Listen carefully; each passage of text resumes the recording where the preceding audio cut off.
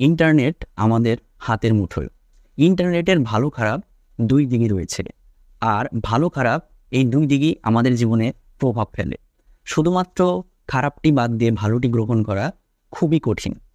ইন্টারনেটের একটি খারাপ দিক হচ্ছে অশ্লীল ভিডিও। আর এই অশ্লীল ভিডিও আমাদের মস্তিষ্ককে আস্তে আস্তে ধ্বংস করছে।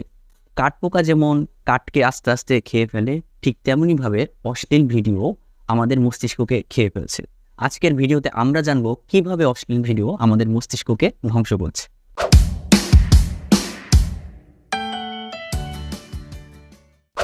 অশ্লীল ভিডিও দেখার ফলে মানুষের মস্তিষ্কের একটা অংশ ধ্বংস হয়ে যায়। তার আগে জেনে নেই মানুষের মস্তিষ্কের কিছু গঠন সম্পর্কে। মানুষের মস্তিষ্কের খুব গুরুত্বপূর্ণ একটি অংশ হচ্ছে প্রিফ্রন্টাল কর্টেক্স। আর মানুষের মস্তিষ্কে দুই ধরনের ম্যাটার থাকে, একটা হচ্ছে হোয়াইট ম্যাটার আর একটা হচ্ছে গ্রে ম্যাটার। আর প্রিফ্রন্টাল কর্টেক্সের মধ্যে গ্রে ম্যাটার বিদ্যমান। আর অশ্লীল ভিডিও যদি আমরা দেখি তাহলে এই গ্রে ম্যাটার ধ্বংস হয়ে যায়।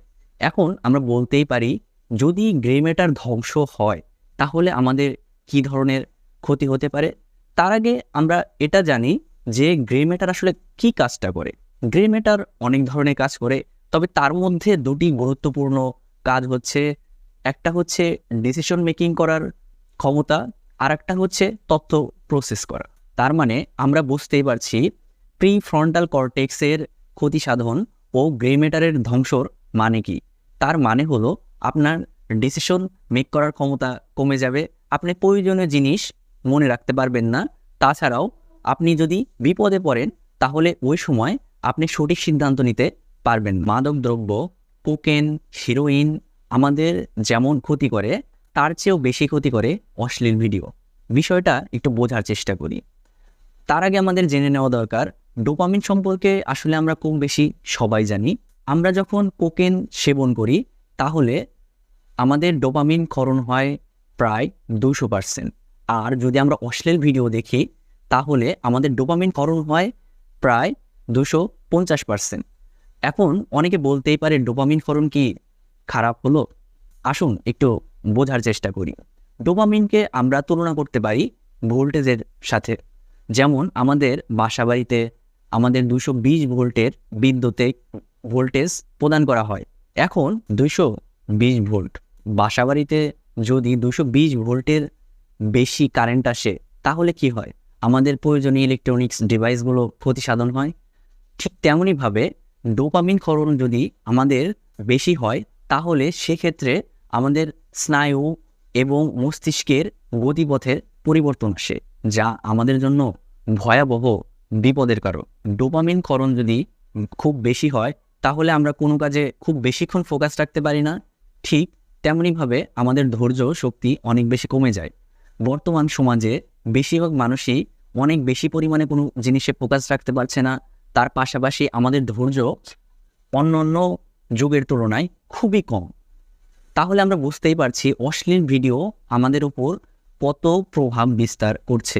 আমাদের যুব সমাজ ধ্বংসের জন্য যেমন মাদক, আফিম, মদ এসব দ্রব্য দায়ী, ঠিক তেমনইভাবে অশ্লীল ভিডিও আমাদের যুব সমাজ ধ্বংসের জন্য অন্যতম প্রধান কারণ। তাহলে প্রশ্ন আসে, আমরা এখন কি করতে পারি? আমাদের ইন্টারনেট সহজলভ্য হওয়ার কারণে আমরা খুব সহজেই এসব অশ্লীল ভিডিও পেয়ে যাই। যেমন আমাদের ফেসবুক, ইনস্টাগ্রাম কিংবা ইউটিউব কিংবা পর্নোগ্রাফির মাধ্যমে আমরা বিভিন্ন ধরনের অশ্লীল ভিডিও খুব সহজেই পেয়ে যাই। এর থেকে বাঁচাটা এখন সবচেয়ে বড় মুশকিল কাজ। কিন্তু আমরা যদি ছোটবেলা থেকেই ধর্মীয় শিক্ষায় শিক্ষিত হই কিংবা আমাদের বাবা মা যদি আমাদের নৈতিক শিক্ষায় শিক্ষিত করে তাহলে হয়তোবা এর থেকে আমরা নিস্তার পেতে পারি। কারণ কোনো ধর্মই অশ্লীল ভিডিওকে বৈধতা দেয় না। বিশেষ করে ইসলাম ধর্মে অশ্লীল ভিডিওকে সরাসরি হারাম করা হয়েছে। তাই আমরা যদি সুন্দর সমাজ গড়তে চাই তাহলে আমাদের অশ্লীল ভিডিও দেখা ছেড়ে দিতে হবে। তাছাড়াও বাবা মার সতর্ক থাকতে হবে যাতে ছেলে মেয়েরা অশ্লীল ভিডিও না দেখে, এই দিকে যেন বাবা মারা অবশ্যই নজরদারি রাখে। পাশাপাশি আমাদের নৈতিক শিক্ষাকে অনেক বেশি উন্নত করতে হবে। তাহলে আমরা হয়তোবা একটা সুন্দর সমাজ গড়তে পারবো। না হলে হয়তো অশ্লীল ভিডিওর অন্ধকারে আমরা হারিয়ে যাব।